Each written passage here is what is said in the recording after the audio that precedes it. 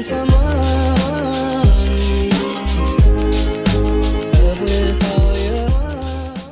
everybody and welcome back to my channel. Today I'm going to be filming a sort of first year of uni Q&A, asking your questions but also asking questions I wish I knew before I started university. I've had so many questions both from you guys and my friends at home regarding university, because I did go straight after college, whereas I know a lot of people take breaks or go later in life. So I feel like this video would be perfect no matter what your age, because everyone one day will have to make the decision if they're going to university or not, or if you're like in the application sort of stage, if you want like a little bit more info, I guess, a bit more insight into the course I did, a bit more insight into like university life as a whole. I thought this video would be really good for you. I am melting. I don't know why I've got a hoodie on, and also I've got the Walking Dead hoodie on again, and I don't know if I mentioned in the other video, I have never seen The Walking Dead, and it's so awkward when I get like complimented on my jumper going, oh I love that show, and I'm there like, me too, when in reality it's my boyfriend's, it's not mine, and I have never seen the show in my life. So yeah, without further rambling, because we all know I can do that very, very well, let's get into this video. Before I start off by just giving you like a brief overview of my course. So if you didn't know already, I think I have mentioned this a few times, but I am currently studying a foundation degree in early childhood. So a foundation degree is shorter than a full degree and is worth slightly less. So instead of being like a 3-year course like most university courses are, this is a 2-year course. So I've just finished my first year and I'm going to start my second in September. So I do get a foundation degree after this. However, I do not get a full like PhD, like a proper degree. Not like it's not a proper degree, but like a full degree. So in order to go into like teaching, I will have to do like a top-up year and then go into a program. There's so many different ways to get into teaching. I'm not going to go into that in this video. If you want a video more about my aspirations, where I hope my course takes me and pathways I could go down, I'll obviously do that for you, let me know. But yes, I'm doing early childhood. I sort of cover a lot of things. It's very, very practical, which I love. But yeah, it's all about children up from 0 to 8 years old, so from birth up until end of Key Stage 1. I did mention this, but my course is 2 years, so I am halfway through, which is so weird. It feels like I've only just started. My term tends to run like a normal university term from the end of September to about May, June time. I finished really early this year. I finished at about the end of April because of COVID and everything. It went a bit on. Yeah, 2-year course. Unlike a lot of universities, I get half terms because I'll cover this in a bit, but I don't do my university course in an actual university premise. So yeah, this leads perfectly onto the next one. Is where do you study? I study in a college. I study at Exeter College, which is a college, funnily enough. It's my local city, so I don't actually live in halls. I can live at home and commute in because it's about just over a 30-minute drive, so it's not far at all. So I'm able to stay at home and study. And I love studying in my college because I also did my health and social care BTEC in that college, so I was so familiar with the site. It wasn't daunting to me starting there. The main reason why I didn't go away, because I did originally look at going to either Plymouth or Winchester universities, is because this was at a time when I was applying where my mental health was just at a big low, and I just don't think I wouldn't have been capable to go in the position when I did apply. However, in hindsight, I probably would have quite liked to have moved away. However, my boyfriend was still being at college and I just don't think I could deal with the long distance. I know that's really silly and I shouldn't let that be a barrier, but I just, at the end of the day, it's my decision, and at the time it definitely was a good idea to stay at home, and I don't regret it really at all. Next one is, was it hard to make friends? And obviously this will vary person to person depending on your like confidence levels, if you're introverted, extroverted and everything. Personally, I am very, very shy when it comes to introducing myself to new people, making friends. I always have been. I've always been very, very shy. I've been a bit of a sheep. I know that's not always a good thing, but when it comes to my friendship group from secondary basically came up from my primary school. So like my best friend Lauren, like I've been friends with Lauren since I was tiny, so, and she's still my best friend now. So I'm very, very like, once I've got my friends, I find it hard to make new friends, if that makes sense. So the same with college. I did manage to make college friends quite quickly, but when I went to university, it was really daunting considering my mental health. When I started college, I didn't really have that issue, so I found it quite easy to make friends. Whereas going into university, I was so scared. I literally knew no one. I was really, really scared.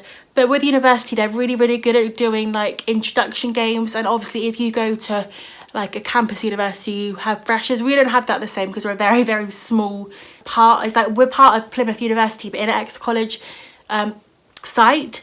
So I found making friends pretty hard.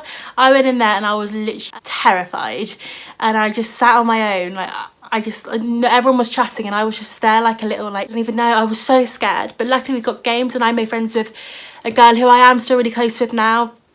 I find it, once I've made a friend, I find it quite easy to hold on to friends. I don't know why, but I find it really hard to make friends in the first place. But yeah, I have now managed to make a few friends from my course. I get on with everyone in my class, which is really like lucky. We all get along really well, which is like really rare. I'm very, very lucky with the girls and the boys on my course. How many days were you in university? So if you don't know, university normally has a very, very small on-site learning time. Is a lot of independent study. So with my course, I can't even remember, I think I had 1.5 days. So on Wednesdays I did a half day, I just had the afternoon in, and on Fridays I was in all day. So when you compare that to like a school day, Monday to Friday, 9 till 3:30 my school was, it's like nothing. So it's really important when you have university that you're able to like structure your days and you don't just like go home and slack. You need to be working, because you're meant to, we've always been told that the time you spend at university working, you should match that to the time you study at home. But also with my course, it was very, very practical. So as well as doing my 1.5 days on site, I had to do at least a day in an institution. So I did mine at my local primary school, and I love it. Honestly, I love working with children. Ever since I did my first placement there, I knew it's exactly what I did.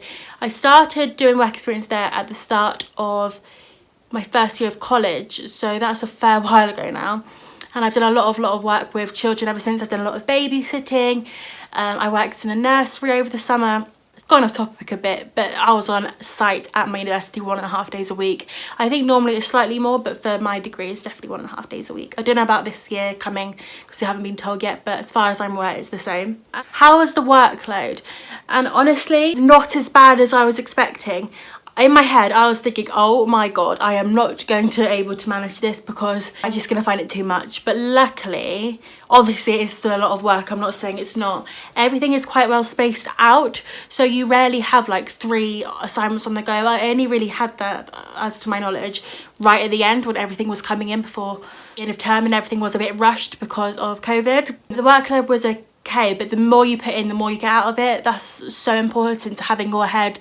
If you are going to university, the more you put in, the more you'll get out. At what age did you start uni? I had literally just turned 18. I had my 18th birthday on the 30th of August, and then I started the beginning weeks of September. So I was the youngest in my class by a fair bit, I think. So as you can tell, I did start straight after college. I did not have a year off. Personally, I know a lot of people say they love it. Personally, I had in my head, if I took a year out, I'd find it hard to go back into the education system, because obviously I've never had a year out of education, and to do that and then come back, I thought I might find it a bit challenging. So I thought for me especially it would be best to go straight in, and I do stand by that. I do feel like that did do me well. The favourite thing about your course, and definitely the practical aspect, it's very, very, very rare with courses that you have such a high practical element. I know like nursing degrees, you obviously go into like hospitals and stuff, but with my course I get to go into the school, and it really like lets me see my course happen in action, and how I like seeing my work pay off. Like we do a lot of like activity plans, and I get to carry them out at the school, and it also lets me like meet with different teachers and like talk to them about their experience being a teacher. My supervisor is amazing, honestly. She is the nicest person. If I ever have any questions or if I need any help, I can just drop her an email and she'll reply like that, and she's so good at helping me, giving me ideas, and just I'm very, very lucky. And also, as I said, I want to be a Senko, and I get to speak to school Senko. I've worked alongside her through my work experience, and it's just amazing. Like I love my course, and I love the whole work experience aspect of it. Something you're worried about for no reason, and definitely presentations.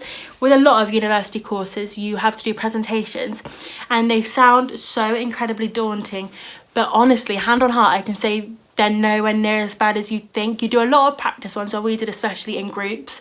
So me and my friends, we like did one to the class, so you got in the like swing of how you'd presentate, how you'd lay out your presentation, how you deliver it. So when it comes to doing your own individual one, you already know how to like lay it out, and like what to talk about, and how not to ramble, you know what I mean? Whereas as we can tell, I can ramble a lot, but honestly they're nowhere near as bad. And I always find, a lot of us find that we get our highest marks on our presentations. And the last one, would you say going to uni was a good decision for you? 100%. Like, honestly, I can't imagine not going to uni now. It's made me like massive foot in the door when it comes to working in childcare. I look really employable when it comes to like TA jobs, because obviously they see I have some knowledge with childcare, as well as babysitting. Like, I'm getting a lot more babysitting jobs because they know how much interest I have in it and how much knowledge. Just so many things, and most importantly is progressing me and allowing me to become what I want to become. So yeah, I really enjoyed filming this today. It actually made me realise how much I do love uni, because in my head obviously after days like, oh my gosh, I just want to be in bed watching Netflix. I do not want to be writing this assignment. But it shows that my hard work does pay off, because I did pass my first year, which I did not see coming. So yeah, if you did enjoy this video, please give it a thumbs up. If you'd like a part 2 or a bit more like insight into my course as a whole, then please let me know and I'll make sure to film that for you. And I will see you all in my next video. Bye!